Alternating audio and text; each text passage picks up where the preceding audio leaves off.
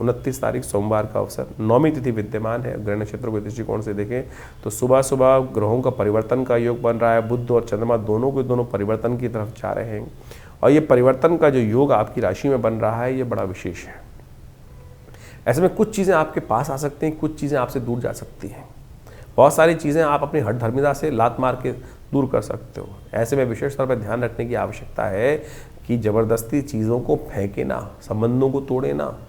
संबंध बनाने में बड़ी मुश्किल आती है लेकिन संबंध तोड़ने में 1 सेकंड लगता है। और आपका इन दिनों स्वभाव ऐसे चल रहा है कि थोड़ी सी बात हल्की सी लगी और पता नहीं मुख से क्या क्या निकल जाए और वो सबसे आघाती जो शब्द होते हैं उनसे बचने का कोई रास्ता नहीं मिलता है। सोमवार का अवसर है, शिव का ध्यान करें, थोड़ा शांत हों, थोड़ा दूध लेकर चावल लेकर भगवान शिव का अभिषेक करेंगे तो आपके लिए अच्छा रहेगा। स्वास्थ्य में भी अच्छा रास्ता देगा और जीवन में कहीं ना कहीं दुष्प्रभावों को भी ग्रहों के दूर करने का योग बनाएगा। बुध का ये परिवर्तन थोड़ा आपके लिए बने बनाए काम पर नुकसान देने के योग बना सकता है। चीज़ों को आपको छिटका के अलग कर सकता है चीज़ों को, तो ऐसे में ध्यान रखते हुए कार्य करने की ज़रूरत है।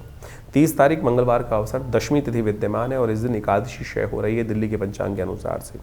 ग्रह नक्षत्रों के दृष्टिकोण से ग्रहों का योग ऐसा बन रहा है कि जितनी मेहनत उतना लाभ अवश्य मिलने के योग बन सकते हैं। ग्रह दिखा रहे हैं कि आपके लिए कोई रुका हुआ कार्य पूर्णता की तरफ जाने के योग बना सकता है। इसलिए पूर्ण निष्ठा के साथ जिस क्षेत्र में लगे हुए हैं विजय के योग भी आपकी राशि में बनते दिखाई दे रहे हैं। तो इस समय में जाते जाते जो 2 दिन बाकी हैं पुराने साल के, उसमें कुछ ना कुछ नया घटने के योग आपके लिए बन रहे हैं।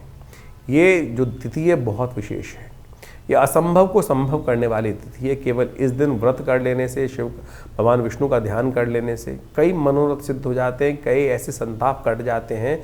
और इस दिन एकादशी का जो योग बन रहा है, ब्रह्म वैवर्त पुराण के अंदर एक अद्भुत योग लिखा है कि संतान एकादशी मानी जाती है इस दिन।